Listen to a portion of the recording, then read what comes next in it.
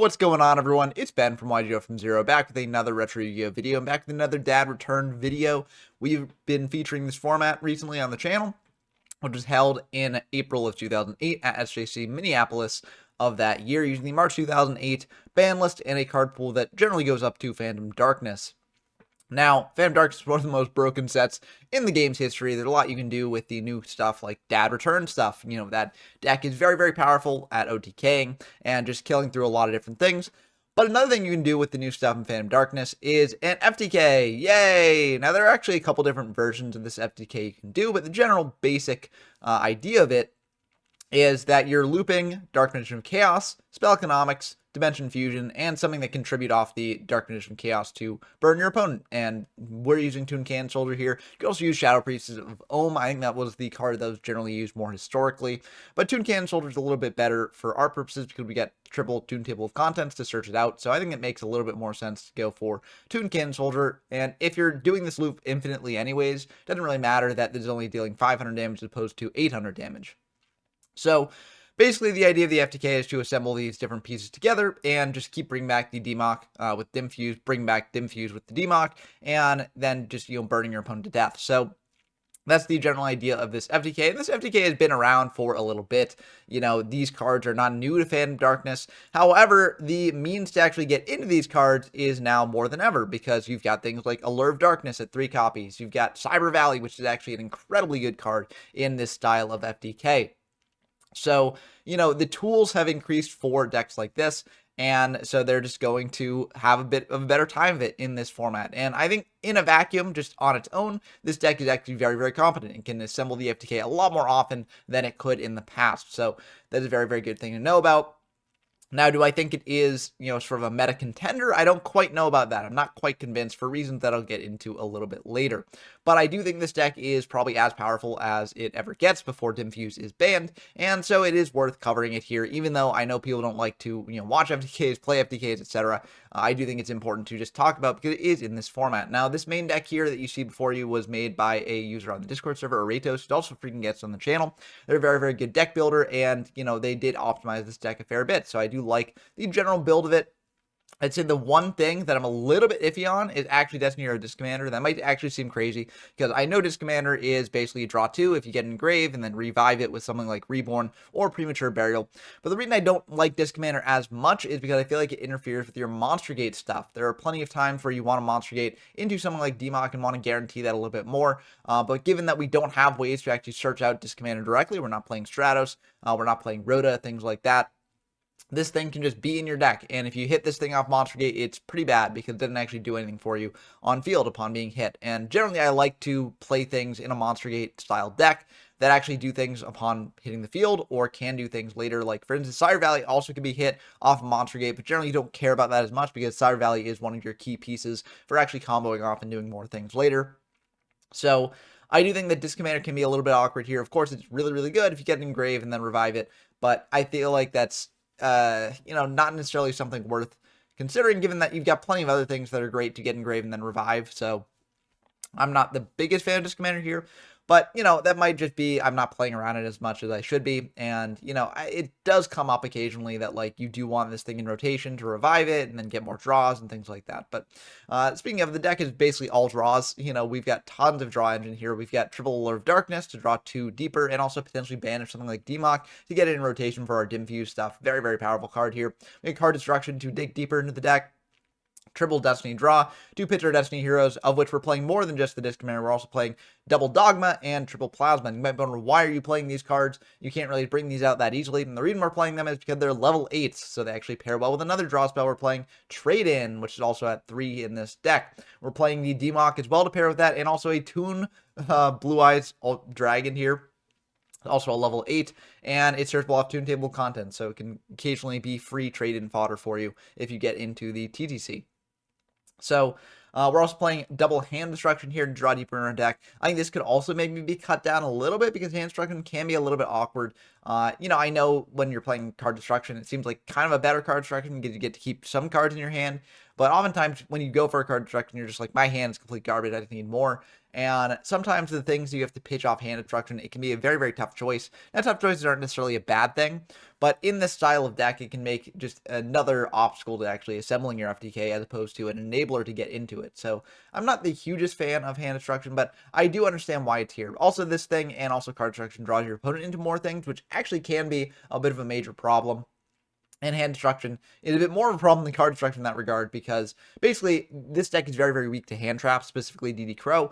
And so if you activate hand destruction, your opponent has a DD Crow in hand, they can just pitch things that are not the DD Crow, keep the DD Crow in hand. Or if they don't have a DD Crow, they can just pitch you things, draw deeper into the DD Crow. Card destruction gets your opponent deeper into the DD Crow as well, but if they already have DD Crows in hand, then they're forced to basically use it when you activate the card destruction, or just let it go to grave to hopefully draw one more card deeper into getting another DD Crow for when you actually have a big play that you're trying to make. So I think hand destruction can be a bit bad for the deck more than it's good, but we're only playing 2 of it, and it is a way to draw deeper, so I do think it's fine in the deck. It's just something that I think in the future with further testing, this might be sort of phased out, but I don't know. It is a very, very good draw card if you can pull it off. We got Triple Machine Dupe to go into 3 Cyber Valley, because if you get all 3, 1, it makes your monster gates even crazier, which is great, and 2, it's just a ton of draw, and then you can put things back on top of your deck potentially, and it's just so good if you get out Machine Dupe with the Cyber Valley. So very, very good stuff. We've got a Magical Stone Excavation to get a powerful spell back from grave. We don't necessarily need 2 of these, even though it is semi-limited in this format, because, it does cost a lot to activate. So, you generally don't want to be activating a ton of these over the course of the game, and if you do have to activate a ton of them, you might not have the material, 1, and 2, it might mean that you're going very, very low on cards, too low, in fact. So we're only playing 2 of these, or 1 of these, that is. And then we also have double Monster Gate here. Now, this is also a potential inclusion that you could potentially cut because, the idea is if you hit something like the Disc Commander or the Toon Can Soldier, something that's really bad for you. But I do think that it is good in this deck. You can often start by searching out the Toon Can Soldier to summon out for a Monster Gate. It also does give you a thing to do with the 3rd Valley. If you go Valley, Machine Dupe, banish 2, draw 2, and then you can tribute off that last Valley for the Monster Gate. I think if you keep this package, though, again, maybe better to cut the Disc Commander or relegate it to the side deck. The side deck is probably where it should be, given what we're going to side into in games 2 and 3. But we've also got a Reborn and the Pre-Mat here to bring back the Disc Commander or the Democ or the Valley or a lot of different things, actually, in fact. So, this potentially encourages you to keep the Disc Commander in, but I think these are very, very good. I think you do need to include them. It can also pair with hand destruction, card destruction, etc. to bring back your Democ or something like that if you need it. So very, very good stuff there. We have Spell Economics, piece of the FTK, triple tune capable of contents, trade-ins, as I mentioned, and triple upstart because there's just free draw. You don't really care about your opponent's life points if you're going to infinite loop them into killing them anyways. So for the side deck, we actually have a full side conversion into Dad Return, and we're just doing blind second Dad Return, so we're not playing any traps here. We're just playing triple Dad, a Greffer, a Dasher, double Mally, Stratos to search out various heroes in our deck, the Jinzo to shut off traps, Braincon to take control of our opponent's stuff, Trunade, Heavy, and MST to deal with their back row, and then double Rota to search out things from our deck. Now, since it is a full conversion side, you might wonder what to actually side out here. What I generally side out is the Toon Table stuff. So I side out the 3 Toon Table contents, the 1 Toon Can Soldier, and the 1 Blue Eyes Toon Dragon. Then I side out the Spell Economics because this thing, if you're not going for FTK, you don't really need it. So I side that out. I side out the double Hand Destruction. So already that's 8. I side out most of the Destiny heroes, except for Disc Commander, of course. You could side out all of them, or you could leave in 1 Plasma, depending on what you want to do. But generally 1 Plasma won't come up, so generally want to side out all of these. So that's 5 of those, plus 5 for the Toon Table package, and plus 3 for the hand instructions and spell economics. I also side out a Magical Stone Excavation, so that's 14 cards completely sided out. And I think Monster Gate is generally fine. I should probably also side out the trade. Yeah, so I'm trying to remember exactly what I do. So yeah, I side out the trade-in package as well. So yeah, it's already adding up to a lot of things. So I don't think I side out the full Destiny Hero package here.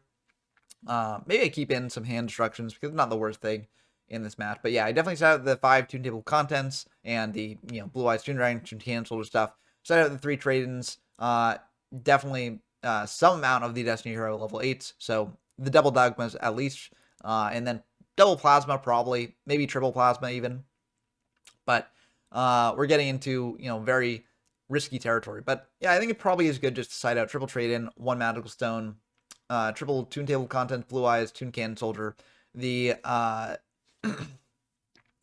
probably, I guess, just spell economics then. So yeah, leaving in hand destruction, and then taking out the 5 Destiny Heroes here. But it's a bit awkward. You can definitely tinker this to your liking. Like maybe you want the trade-ins here because that is level, well, actually that's level 7. So trade-in's a bit awkward, I think. I think you probably always want to cut trade-in, but you potentially leave in like, you know, some of the Destiny Hero stuff if you're like, oh, well, maybe I summon out a Plasma and stuff and go with that. I think I left in 1 Plasma in the siding of the game that I played here. But yeah, it's definitely a full conversion side because once your opponent brings in some things, it can definitely be very, very bad for you. So generally the things that are really, really bad to see here is something like Royal Oppression, something like DD Crow. If they weren't playing 3 in the main deck already, bring in 3 DD Crows, very, very bad for you because if you lose the Dim Fuse, if that gets banished, then you're just dead. Or not dead, but you can't do your combo. And so the FTK just sort of loses all its teeth, and you just have to rely on like a DMOC carrying you all the way to victory. So not necessarily something you want to rely on, although the FTK deck can potentially win through that, or potentially something out like a Plasma or Dogma you can't really summon unless you have Disc Commander and 2 other cards, but you potentially do Plasma off of, you know, Triple Valley on field. I don't know, it can happen. But yeah, you generally don't want to have your Dim Fuse banished because then that's basically the end of the game for you 9 times out of 10. So yeah, you do definitely want to side into something else. And since you're going to be going second, like I figure that a blind OTK with dad return is going to be pretty good. So that's my philosophy on the deck. Of course, this can be tinkered with and adjusted further. I think this deck is very, very good if your opponent doesn't have DD Crow. Very, very bad if they do have DD Crow. And in between, it is kind of awkward because I will say, like, if you play this in like a tournament setting, then, you know, you want to be going first with this. If you're going second with this, it becomes a lot worse. You can still win sometimes going second if your opponent doesn't have interruption for you, but it definitely is a lot worse going second. And you can't always guarantee that over the course of a big tournament. So while this deck does have a fairly high FTK rate in a vacuum, I think over the course of a big tournament, it would definitely suffer a little bit there against the siding that your opponents bring in. And yeah, so it's a bit tough. So I think this deck is maybe tier 2, honestly, but I need to be a bit more convinced to see that it's tier 1. So yeah, if you're worried about this deck ruining the format, I don't think it will ruin the format. It's just something that is around in a form that's already pretty sacky. So not necessarily something that makes you feel good, but it is something that's around and not terrible in my opinion. But let's dive into some games to actually see how this deck actually plays, how the FTK actually works, and see if I can actually pull it off in a match. I know that was a very long deck breakdown. I generally don't have them that long, but I do think with this deck, honestly, discussing the deck itself and its layout is more important than the gameplay because the deck, you know, it doesn't play itself, I will say, and I think that in this game here, you can potentially see me make some misplays with it. I need to actually fully analyze it, which I'll do on camera here, but it is definitely a very tricky deck to play, but at the end of the day, if you've built it well enough, it sort of does, you know, glide to the finish if you do know how to play it. But my opponent goes for a Mass Beast, pitching it with trade, and so I think this is probably a, like, you know, Evil Gaia, like, Demise deck sort of thing, like OTK style deck. That's a deck you can play. I might feature it on the channel later on. But I don't think it's like the best in the world. It is something you can play though if you want to. But anyways, we've got a Dogma plus Destiny Draw and trade in here, so we can pitch that and draw 2 more. We also have Allure, but I don't really want to Allure away the Dogma when we got other draw spells to do that with. So the question is, do I use Destiny Draw or do I use trade in here? I choose to use Destiny Draw because the one monster in our deck that, you know, can be Destiny Draw but not trade in is the Disc Commander. And if I draw Disc Commander, I'm probably going to Monster Gate it away. I don't need to Destiny Draw it away. So I feel like Destiny Draw is the better choice here. And I do have some other level 8s with trading that I can use, like DMOC or Toon Dragon, so I can do that. So I draw into a Toon Table content, so I'm going to go for TTC. Now I could potentially end on a Toon Cannon Soldier here instead of the Toon Blue Eyes Dragon, because I've got Allure of Darkness. This gets it banished, so then if I go for, you know, like Dim Fuse plays I already have it in rotation. But I think the Toon Dragon is a little bit better, because I don't necessarily have the tools to fully utilize the banished Toon Cannon Soldier just yet. I've got Pre-Mat and Monster Gate here. You could also argue that, you know, I search out Toon Cannon Soldier so that way I can Monster Gate it away for something better. That is also an option that I could do. But I feel like with the trade-in, I want more options here, want to draw into more things, and I'll hopefully draw into better things here as well. Now, something I could have done as well is I could have left 1 Toon Table Contents in the deck just to increase my chances of searching out a Toon Cannon Soldier. But generally, when you do activate this, you want to deck them as much as possible. So I did go for 3 of these. And if I draw into Sire Valley, that's very, very good for me as well. So I have a fair amount of things that I can Monster Gate away. We draw into a Plasma, which can be used with a lure here, so I am just going to go for that. Draw 2, and we draw D-Draw, which unfortunately we'll have to banish the Plasma, so that's a bit rough. We go for Upstart, hopefully drawing into something else good. Unfortunately, we just draw into a Magical Stone Activation, which is not going to be the best.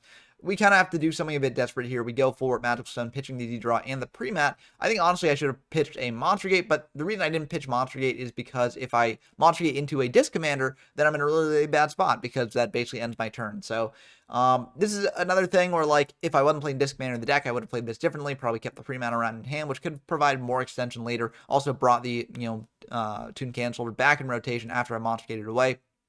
So, again, I think that Disc Commander makes for some awkward plays overall, but I don't hate this play. I kind of have to do it. It's awkward, but it is what it is. I go for Toon Table Contents, search out the Toon Can Soldier, and now I will Monster Gate it away here. So hopefully, ideal case, I go into a DMOC. If I hit a Sire Valley, I might just pass on that, be just hoping that they don't have a way to deal with it, and I potentially get the draw next turn.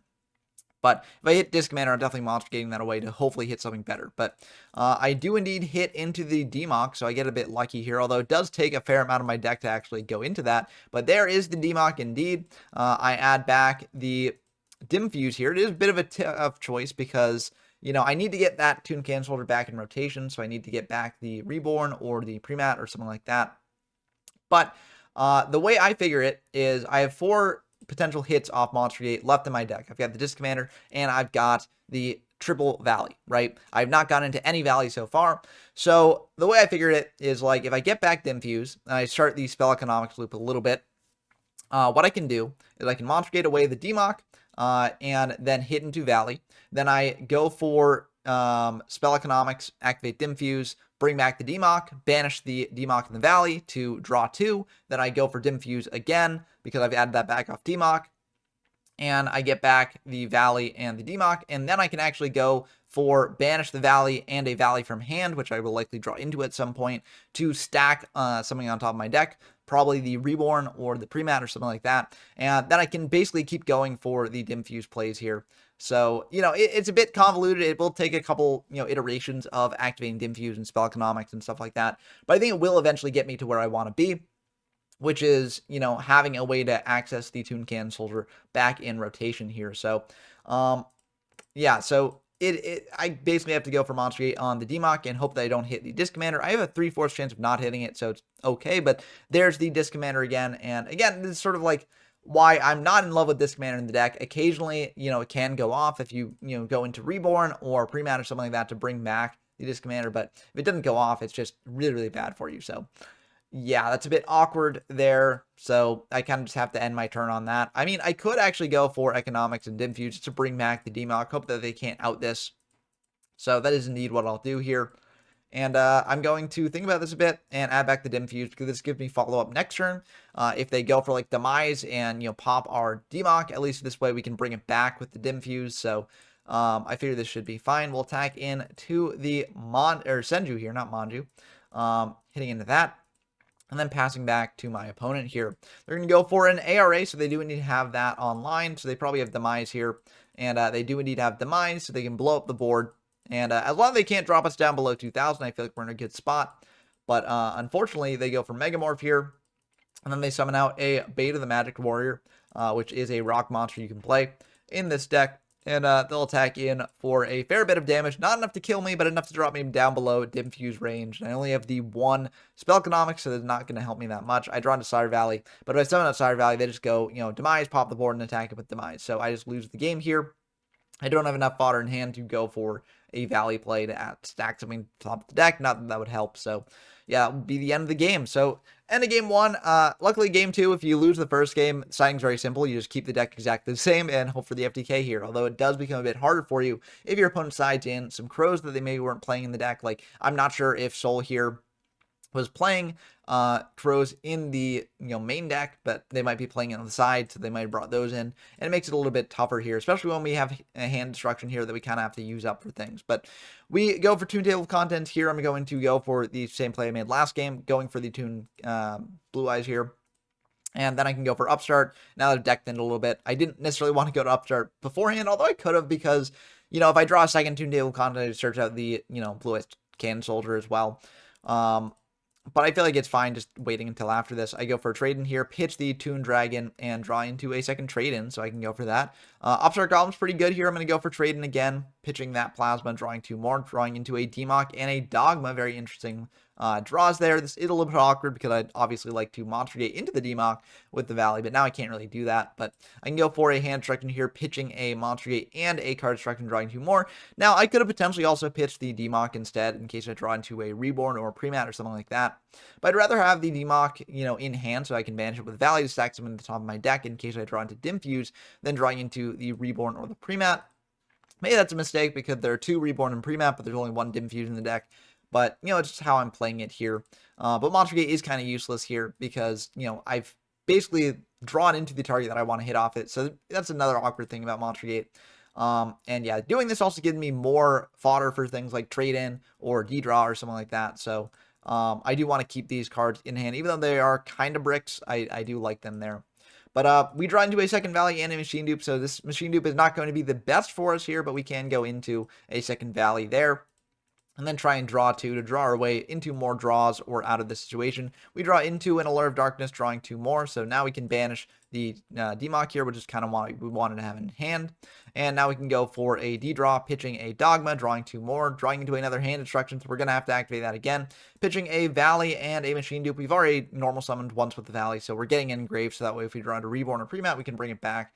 They're going to pitch 2 as well. And then we draw into the Dimfuse and the Upstart. So actually, this is very, very good for us. We just win the game here as long as they don't have Crow, I believe. So we're going to go for that Dimfuse there, bring back our Demock and double Valley, and then hope to goodness that they do not have a Crow, and it looks like they do not. So yeah, they did not draw into a Crow of their own. And yeah, so now we can add back the Dimfuse. If we did not have that, then things were going to get a bit rough for us because we do have 3 monsters on board. Sure, the Valleys can, fade a battle phase, but like if they go into demise here, then we just lose the game basically. So yeah, we just gotta hope that they don't have that, and we're going to banish a Valley and a Demock here to draw 2 more. Get that Demock banished there, and then we can actually stack the top of our deck if we want to, with the Valley here and just banishing a card from hand to stack the top. I'm not sure we need to. We could actually do it if we want to go for like Toon Table of Contents and then like stack later as well. But I feel like we kind of want to draw into Spell Economics first because we kind of need that in rotation. But we're going to go for a Premat here. Oh, actually, this is a much better play than what I was thinking because now we can bring back this Valley, banish 2, and draw 2 more. And then get a lot more online for our Dimfuse play. But we're going to go for a trade-in, pitch, draw 2. We're going to go for D-draw, pitch, draw 2. We draw into Economics here. And now we can actually get our FTK set up. We can go for Allure, banish the Toon Cannon Soldier, and then we can go for Economics, Dimfuse. Given that they didn't Dimfuse the first time, I don't think they've got the Crow the Dimfuse the first time, that is. I don't think they had the Crow, and they indeed did not, so we will just win the game from that. So going on to game 2, we just do the full conversion side that I mentioned, bringing in the dads, bringing in, Dasher, just the typical parts of dad return, as well as just the sort of board breakers in the form of like Heavy Storm, Trunade, etc. So they're going to go for a Manju here, searching out a Mass Beast, and then they're going to go trade in, pitch the Mass Beast, and draw 2 more. They're going to go for another trade in, pitching a Demock. That's a bit scary for us unless we draw into Reborn.